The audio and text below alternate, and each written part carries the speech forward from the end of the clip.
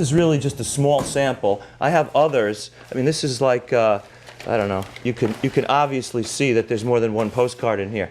I'm not. Could we see, I'm not making this stuff up. can we see 8 postcards? Yeah, here's one. I haven't Here's seen one. some of those. Here's one. It's probably Chinatown, pig's head, roast pig's head. Had one lately? Well, you're missing something. You got a second? I'll show you another one. All right. So some of them aren't always like you know, have sex with your daughter. Some of them are very plain, like, you know, baby Godzilla breathing fire with its mother, or maybe just some cut up foam. That's just right. Would you say, John? That's cut up art. He just cuts up stuff like a mental patient making a basket, and this is what you come out with. It's absolutely wonderful. Now, I know we could take a long time with this. It doesn't even have any relevance whatsoever to the movie, or, you know, Ghost Tank or Chirpy. It's just a relentless stream of the jism of a jazz artist scatting away a graphic novel he was working on. He was working some of the pictures out in here, and but I mean, isn't that just killer? The fucking creature from the Black Lagoon, and the lagoon is black. You don't miss that. Black Lagoon, right there. See you can see some beauty and some. You know, like I like to tell John, I saw the last Ghost Tank, that he's actually gone beyond the gag to the poetry. And that's a hard thing to see when you're looking at outrageous imagery, where you know, it's a person's head getting cut off, or it's like some other bizarre, difficult to see, you know, thing that you don't want to have in front of your eyes for too long. And it's all this bizarre crap. I guess this is like Native American, or bums made these? No, that's Bums made these? Like if a bum saw that on the side of the road, he would know like a sex maniac was hanging there or something. I don't know exactly what that is, but it's something. She's a powerful woman who came into her own, you know, way before the women's lib movement. She's a piece of history, as are we all. And so then, as if this wasn't enough, come over here, and the fucker has another sketchbook. And you'd say, well, you know, 200 paintings, that's something. Every page a painting, some three-dimensional, you know, some protecting the crazy artwork that's under there. Look at that, isn't that a great one? The mummy coming unraveling. No one ever shows you that. And it's got such a nice palette with the blue, pleasing blue, and the yellow and the red, the primary palette, you know? Anyway, it's like, there's just so much stuff and so never ending. Sometimes I like to throw one of this in someone's lap just to watch the look on their face, where they'll look at two pictures for 45 minutes and then just give it back to me. Yeah, I like that spread. Yeah, that's great, huh? Yeah. I love the architectural projections of the woman's breasts. How this breast seems to come like a 90-degree angle from her body. Yeah. But yet that's a sensitive picture without nudity. You know what I mean? Yeah. Like, it could be a lovely college co-ed on the train on her way home to see her parents. But no, not this woman. She's another person altogether. So let's see. Let's see what we got. Billy Idol. Billy Idol. Okay, there you go. There you go. Here's a man with a horrible disfiguring condition, and some of his bones are showing. But yes, he's thanking you very much for your interest in his things. And here's the creature looking. Is that more like the end of an act or something like that? It must be. It's the last curtain, obviously. I saw the best like tiki head candle the other day. I'm gonna say that that's Patty Kim. No, from- that's that chick who was like ready to pop.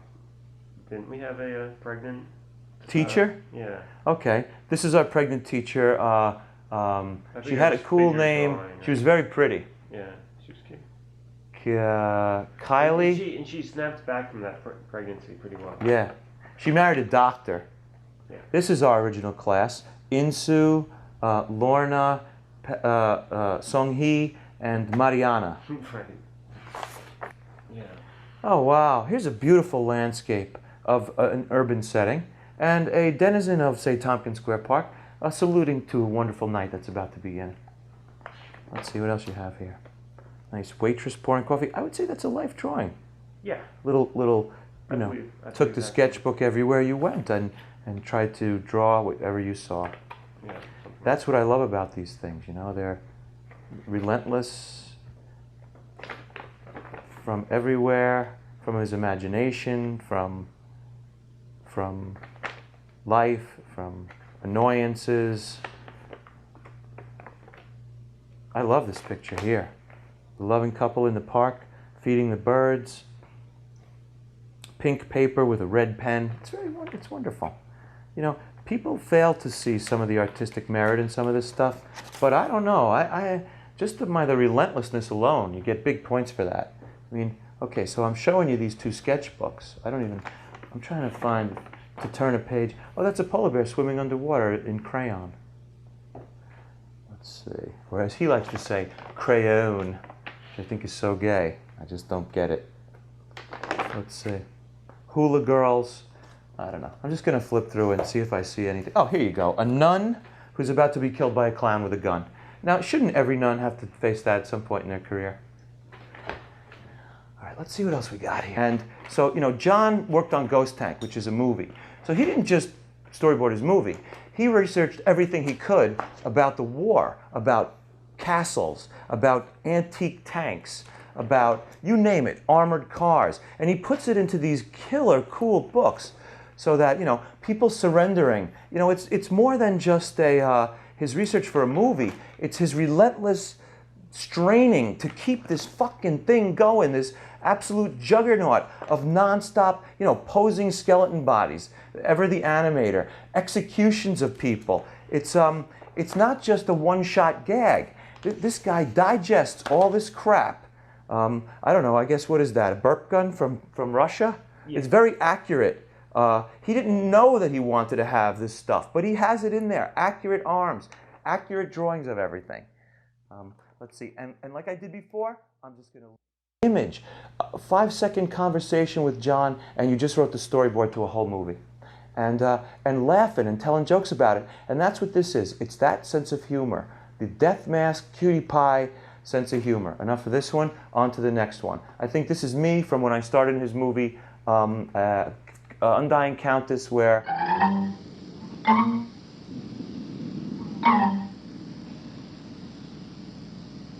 Hey, go tell your bitch war queen to come suck on this.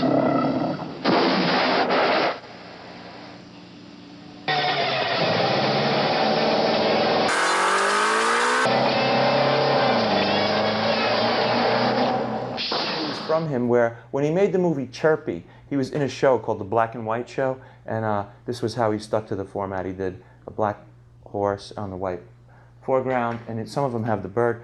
This is a little further back than that, although it says the beginning. We're just going to flip through. So we'll start in the middle, and this is all collages. And it's not the kind of, maybe we should go this way. It's not the kind of collage where it makes sense. It's a kind of collage for visual impact. A very graphic and juxtaposed, quietly makes you mad and nervous, which is one of the things I really like about it. That the images are not pornographic necessarily, but give you something to think about. A bowl of cereal next to a coat of arms, like it's Rothko. Yeah, it's all the best minimalist artists. Really fun to do. Fun to do.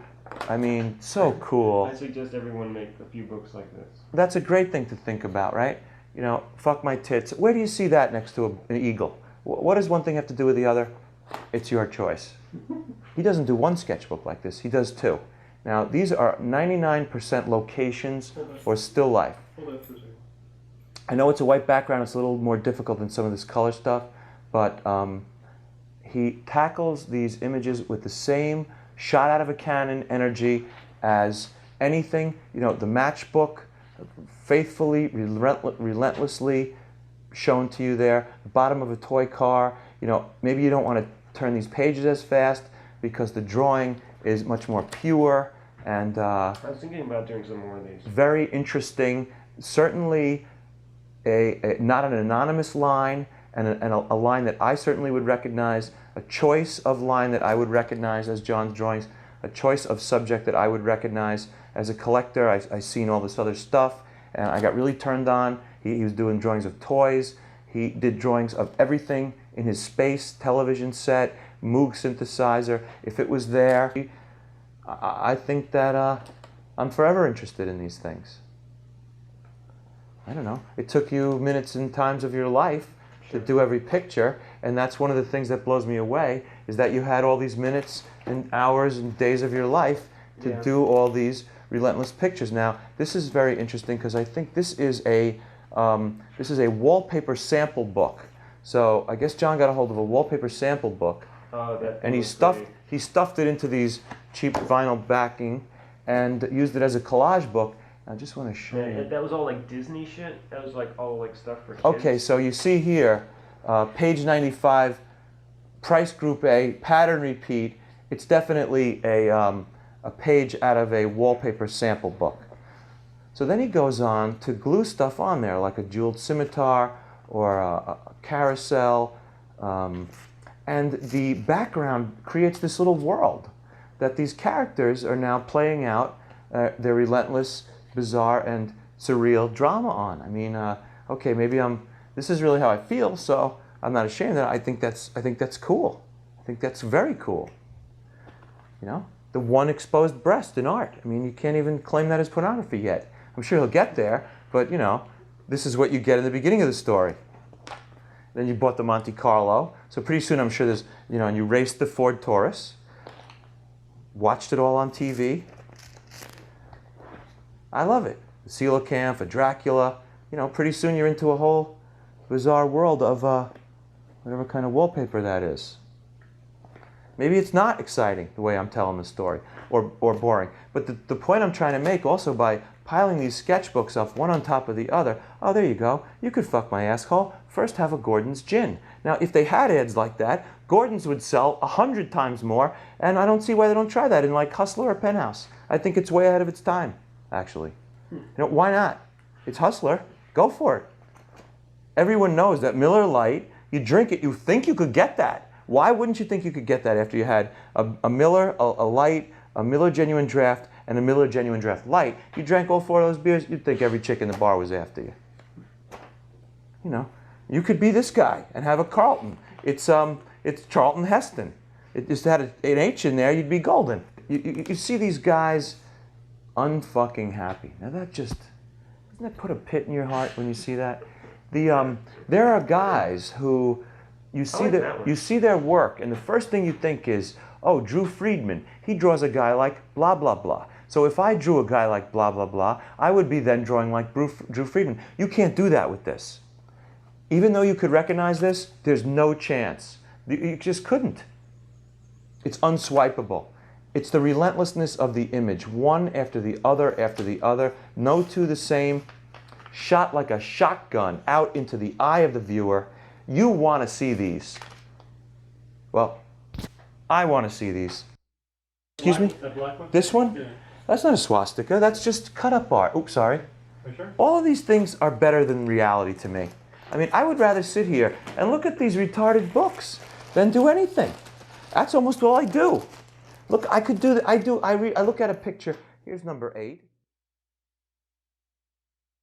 And that led me to work off of the cardboard and do my 500 drawing skeleton series. You know, I always love skeletons. I'm a skull collector. Yeah. But somehow the relentlessness of your work inspired me to, you know, find my own voice a little, and that's an extra thing that you get from something that you collect or something that you're juiced about.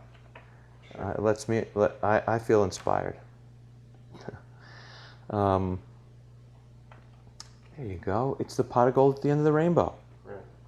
Oh, yeah. So this is a photo book, an old photo album that has the glue pages, and you put your pictures in there. And what John did was he had a. I haven't seen these in ages. He used these images. He got the Post-it note. He started to draw, and he just went through the whole thing. Is there only one of these? Post-it note books? Yeah. As far as I have, yeah. Mm. Yeah, I think you're right. I'm thinking of a couple shots over there. Sure.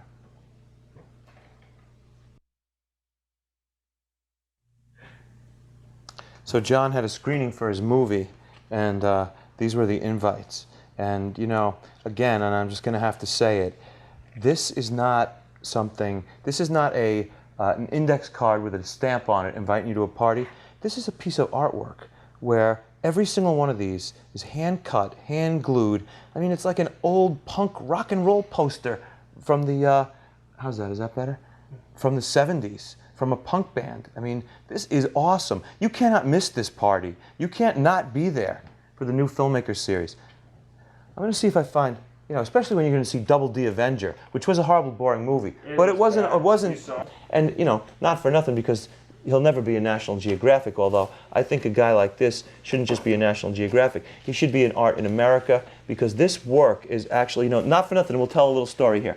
Imagine at SVA, this is a person who, no matter where he studied, no matter what he did, this was what you're going to get. So someday, after he dies, because that's another thing that helps you become a folk artist, he's going to crap out. And I'm going to make up this wacky story about him, like he was a prisoner that I invited into my house, and this is how he paid me back. And then we're going to turn it into millions.